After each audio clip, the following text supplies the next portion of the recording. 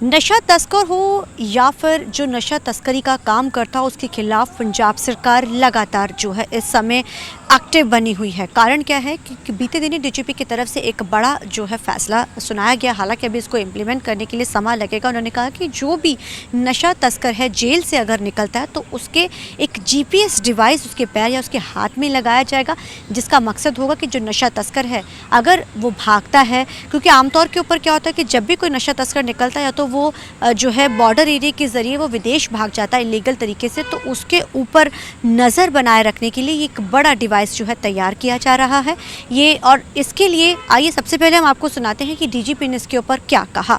एक जिवें repeat offenders के फोकस में दसिया सी, हुण bail cancellation of repeat offenders would be a primary area of targeting, क्योंकि बेल दी कंडीशंस होंदियां। सो असी यह सिस्टम स्टडी कीता सीगा दूजी स्टेटां दे विच, ते उसदी इसदी असी लीगल फिजिबिलिटी एग्जामिन करांगे, क्योंकि जदों भी किसी मुलजिम दी बेल होंदी है so certain bail conditions are there.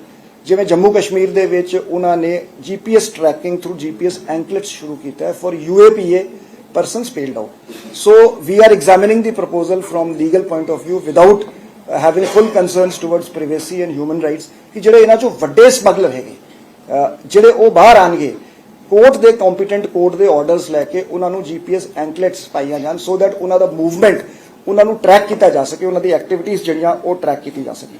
तो आपने सुना कि डीजीपी गौरव यादव ने साफ तौर पे ये कहा है कि इसकी जिम्मेदारी जो डिवाइस जिसको लगाया जाएगा उसकी होगी। कारण क्या है कि अगर उस जीपीएस को हटाने की या उसको तोड़ने की जो कोशिश की जाएगी तो एक जो सायरन बजेगा या फिर कोई बेल ऐसी बजेगी जो कि इंटीमेशन है वो पुलिस के पास जाएगी, जिसके बाद उसको ट्रैक करना उसको पकड़ना बहुत आसान हो जाएगा।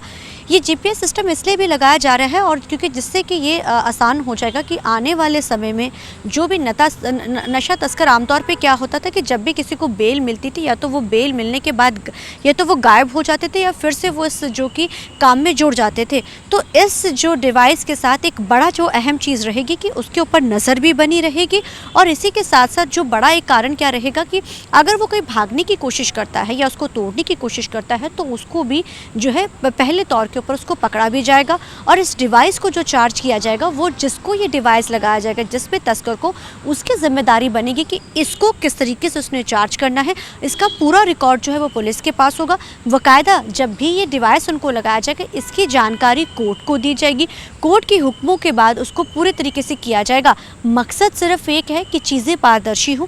जो नशा तस्कर हैं छूटने के बाद अक्सर वो इसी काम में कई बार लिप्त हो जाते हैं और लोगों को लिप्त कर लेते हैं, विदेश भाग जाते हैं, तो उन पे नकेल कसने के लिए ये जो डिवाइस है वो तैयार किया जा रहा है, जिसको लेकर गौरव यादव ने ये जानकारी भी दी है। और उन्होंने कहा कि आने वाले समय में नशा तस्करों पर कड़ी नज़र के लिए ये सबसे अहम कड़ी जो है वो साबित होगी।